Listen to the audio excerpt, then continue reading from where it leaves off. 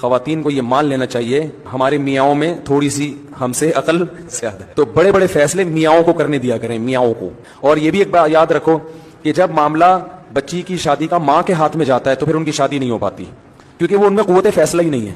باپ میں decision power وہ پلس مائنس کر کے نا اس کی پازیٹیو چیزیں نیگیٹو چیزیں دیکھ کے تول کے جلدی فیصلہ کر لیتا ہے کہ یہ مناسب ہے یہ نہیں۔ خواتین ساری زندگی سوچتی رہیں گی کتنی اونچی ہیل پہننا جائز ہے؟ اسلام میں عورت کا بڑی ہیل والی چپل پہننا جائز نہیں ہے، تو کیا 2 سے 3 انچ کی ہیل پہن سکتے ہیں؟ بھائی اسلام میں بڑی ہیل والی چپل پہننا جائز نہیں ہے، میں تو پہلی دفعہ سن رہا ہوں۔ کیا دلیل ہے جی اس کے ناجائز ہونے کی؟ جتنی بڑی ہیل پہنے جائز ہے، اس میں کیا حرج ہے؟ میرے علم میں ایسی کوئی بات نہیں ہے کہ ہیل والی جوتی پہننا عورت کے لیے ناجائز ہے۔ تھوڑا جم وم چلے جایا کرو، تھوڑا سا ڈنڈ ونڈ پہن لیا کرو وہاں جا کے، اور خوراک پہ کیا کرو میرے بھائی، میٹھا کم کر دو۔ 40 سال کے بعد میٹھا کم کرو، پروٹین والی غذائیں، انڈے ونڈے کھا لیے، گوشت موش کھا لیا، جتنا کھا رہے اتنا یوٹیلائز ہو جائے گا۔ کم کھاؤ گے یوٹیلائز زیادہ ہو رہا ہے، مینٹین ہوگا۔ پھر ورزش کرنے والا تھوڑا زیادہ بھی کھا لے تو کوئی مسئلہ نہیں ہے۔ میرے مشورے پہ نا آپ کچھ دن چربی کھائیں، گھی کو اپنی مارکیٹ سے کیا کر دیں، نکال دیں۔ آپ کی صحت ہٹو بچوں نہ ہو جائے نا، میرا نام بدل لینا۔ اور میری کزن مجھ سے ہاتھ ملاتی ہے، جب میں منع کرتا ہوں تو کہتی ہے کسی کا دل توڑنا گناہ ہے۔ بالکل ہاتھ ملانا جوان کزن کے ساتھ جائز نہیں ہے، اس کا دل ٹوٹتا ہے، 100 دفعہ توڑیں اس کا دل، سمجھ رہے ہو؟ اور یہ دل توڑنا ایسے موقع پر آپ کے خاندانی ہونے کی علامت ہے، اور اس کا کریڈٹ آپ کو جب ملے گا جب آپ کی شادی ہوگی اور آپ کی بیوی کو پتا چلے گا کہ یہ سب کا دل میری خاطر توڑ دیتا ہے، پھر وہ آپ سے محبت کرے گی۔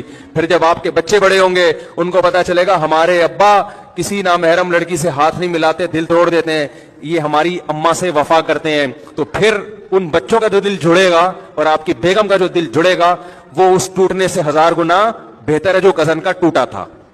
بات آ رہی ہے سمجھ میں؟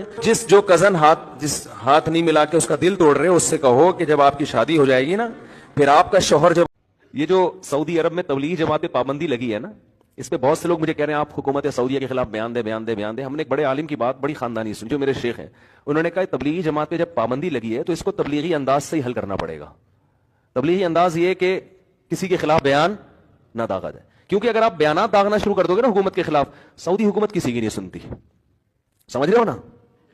وہ آپ کے میرے بیان سے متاثر ہو کر یہ نہیں کہ مفتی طارق مسعود صاحب کا بڑا خطرناک بیان آ گیا، محمد بن سلمان نے کہا آج سے میں نے اپنا فیصلہ واپس۔ ان کی جونی وہاں بڑے بڑے علامے پڑے ہوئے ہیں، بڑے بڑے مفتیان کرام نے ایک حرف بولا اندر ہو گئے۔ تو اس سے سوائے اس کے کہ تبلیغ پہ پابندی کے ساتھ علماء پہ بھی پابندی لگ جائے اور مزید کچھ نہیں ہوگا۔ تبلیغی جماعت کو 100 بار سلام، کتنے لوگوں کی زندگیاں انہوں نے تبدیل کر دی۔ ان کا تو ٹاپک یہ نہیں ہے، نہ کربلا پہ بیان کرتے ہیں نہ ان کو ربیع الاول کا پتہ ہے۔ کیسا شرک اور بت پرست، کتنے بڑے بڑے گلوکار فنکار ہیں، داڑیاں رکھوا دی ان کو، تہجد گزار بنا دیا۔ 2-4 دن پہلے ایک صاحب نے مجھے کہا کہ میرا بیٹا وراثت مانگ رہا ہے۔ میں نے کہا کس بات کی، آپ تو زندہ ہیں، آپ کا ہے سب کچھ۔ کہہ رہے نہیں بیٹا بھی بیوی بھی پیچھے پڑے ہوئے ہیں، ہمیں ہمارا حصہ دو۔ تو میٹر شارٹ ہوتا ہے پھر۔ تو وہ بیٹا باپ سے کیا مانگ رہا ہے؟ حصہ۔ اور بیگم بھی مانگ رہی ہے، بوڑھا ہو گیا نا، چھوڑ لیا اس کو، جاب لیس بھی ہو گیا، وہ جو عیاشیاں کرائیں تھی، گاڑیاں بھی، اتنا مالدار آدمی، سب کچھ دے دیا، اب دولت پہ نظر۔ میں نے کہا پہلی فرصت الٹے مشورے، پہلی فرصت میں اس گھر کو بیچو، ساری دولت لے کے اسلام آباد شفٹ ہو جاؤ۔ صحیح ہے نا؟ ساری دولت لے کے کہہ رہے ہیں یار وہ بیٹا، وہ میں نے کہا ایسے نالائق بیٹے کا کیا کرنا ہے یار، جو بڑھاپے میں باپ کو خوشی دینے کے بجائے، بیٹا تو وہ ہوتا ہے جو کہے ابا یہ بھی آپ کا اور میں جو کماؤں گا وہ بھی آپ کا۔ ہم نے ایسے نیک اولادیں بھی دیکھی ہیں، جب جاب لگی ہے تو ابا کے ہاتھ میں لا کے تنخواہ پکڑا دی ہے کہ ابا یہ آپ کی وجہ سے، آپ نے پڑھایا، آپ نے ہم پہ خرچ کیا، یہ چھت آپ نے دی، میری ماں کو تحفظ آپ نے دیا جس کی وجہ سے اس نے عزت سے مجھے پالا ہے۔ اب اس سے خوب سمجھ لیں گولی کا شکار حلال ہے یا نہیں ہے، یہاں سے مسئلہ واضح ہوگا۔ دیکھو گولی جب جانور کے جا کے لگتی ہے، تیر کا شکار حلال ہے، تیر کا۔ اگر آپ نے جانور پہ تیر مارا، ارطغرل کا ڈرامہ دیکھ کے بسم اللہ اللہ اکبر پڑھ کے آپ نے مارا تیر جا کے ہو گیا اس کے پیوست، شریعت کہتی ہے آپ فوراً جانور کی طرف بھاگو اور جا کے اس کو ذبح کرو، لیکن آپ بھاگے اور ذبح کرنے سے پہلے ہی اس کا انا للہ ہو گیا تو بھی جانور کیا ہے؟ حلال ہے۔ آپ کو چونکہ ذبح کا موقع نہیں ملا، لیکن یہ حلال ہے تیر کا، کیونکہ تیر میں دھار ہوتی ہے، اس کو موقوزہ نہیں کہتے, موقوزہ کہتے ہیں جو پتھر کی وجہ سے ہلاک ہوا ہو, تو اس کو کہتے ہیں وہ آلہ جس میں کیا ہو, آگے دھار ہو, تیر ہے, جانور قابو میں نہیں آ رہا تھا, آپ نے بسم اللہ اللہ اکبر پڑھ کے چاقو مارا, اس کے زور سے جو باریک لوگ ہیں, دبلے پتلے ہیں, وہ کھجور اور کھیرا ملا کے کھائیں, حدیث سے ثابت ہے, حضرت امی عائشہ رضی اللہ تعالی عنہ نے کھایا تو آپ کا جسم بھاری ہو گیا. تو جو باریک لوگ ہیں نا, کھجور اور ککڑی ملا کے یا کھیرا اور کھجور ملا کے کھایا کریں, طاقت بھی آئے گی اور انشاءاللہ ویٹ بھی کیا ہو جائے گا, بڑھ جائے گا. ابے بھائی کھجور گرم خشک ہے, کھیرا تر اور ٹھنڈا ہے, یہ ٹیکنیکل حکمت کی باتیں بھی میں درمیان میں کرتا رہتا ہوں نا بھائی. حکیم لوگ اسی میں لگے لیتے ہیں نا کہ یہ گرم خشک ہے تو اس کے ساتھ یہ کھاؤ تو یہ ٹھنڈا گرم ہو جائے گا, تو ملا کے پلس مائنس تاثیر معتدل ہو جائے گی. تو اسی طرح کھجور کے ساتھ اگر کھیرا کھایا جائے, ککڑی کھائی جائے, تو کھجور کی جو گرمی یا خشکی ہے, ککڑی اور کھیرا اس کی گرمی اور خشکی کو کیا لے آتا ہے, اعتدال پر. سمجھ رہے ہو؟ تو یہ ایک اچھی غذا ہے. تو اس میں اب دونوں ہاتھ آپ استعمال کر سکتے ہیں, ادھر سے کھجور کھا رہے ہیں, ادھر سے کھجور, ادھر. سمجھ رہے ہو؟ ابھی تو لوگ یہ کرتے ہیں ادھر برگر ہے اور ادھر بوتل, تو اس کے بجائے کھجور اور ککڑی کھایا کرو. برگر بوتل میں کوئی فائدہ, کھجور اور ککڑی کھائیں گے ملا کے, جو باریک لوگ ہیں وہ بھر جائیں گے انشاءاللہ, ان کی باریکی ختم ہو جائے. بیوی کا الگ سے تذکرہ اس لیے کر دیا کہ بھائی بیوی کے ساتھ آپ کوئی ایسا کھیل کھیلتے ہو جو ٹائم ویسٹنگ سمجھا جاتا ہے تو عام نارمل حالات میں, لیکن بیگم کے ساتھ کھیلنا وہ ٹائم ویسٹنگ نہیں سمجھا جائے گا. وجہ اس کی ہے کہ تاکہ میاں بیوی کا ریلیشن مضبوط ہو.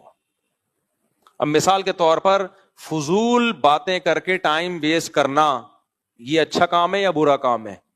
برا کام ہے نارملی. لیکن بیگم کے ساتھ یہ برا کام نہیں ہے, کیونکہ بیگم کے ساتھ کام کی باتیں کی پھڈا لازمی ہوگا. جتنی بھی میٹنگ ہے نا دوستوں کے ساتھ کرو, باس کے ساتھ کرو, میٹنگ شروع ہوگی ایک اچھے نتیجے پہ ختم ہو جائے گی.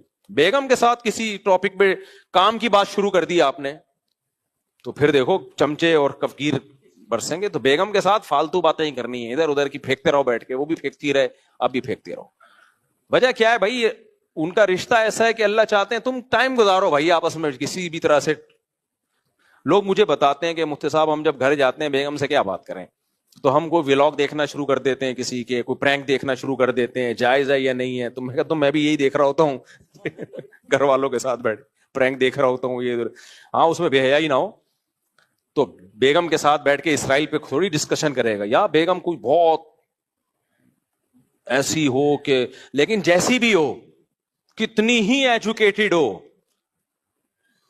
وہ گھر میں میاں بیوی کا جو ریلیشن ہے وہ اس ایجوکیشن کی بیس پہ نہیں ہوتا, وہ اسی بیس پہ ہوتا ہے. لوگ کہتے ہیں بہت پڑھی لکھی سے لائیں گے تاکہ پھر وہ پڑھی لکھی سے شادی کریں گے, پھر اس کی مینٹل لیول اوپر کا ہوگا, پھر ہم کشمیر آزاد کرنے کے بارے میں اس سے مشورہ لوں گا کیسے آزاد کیا جائے.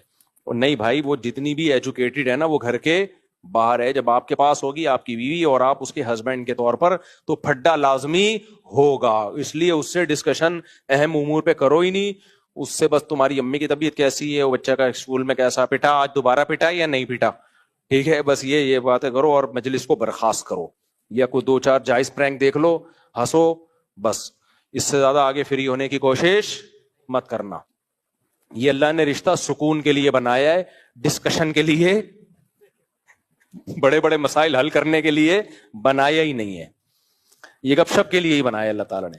تو اس لیے نبی صلی اللہ علیہ وسلم نے زوجہ کے ساتھ کھیل کود کو الگ سے, اس کے ساتھ تفریح کو الگ سے ذکر کیا. تو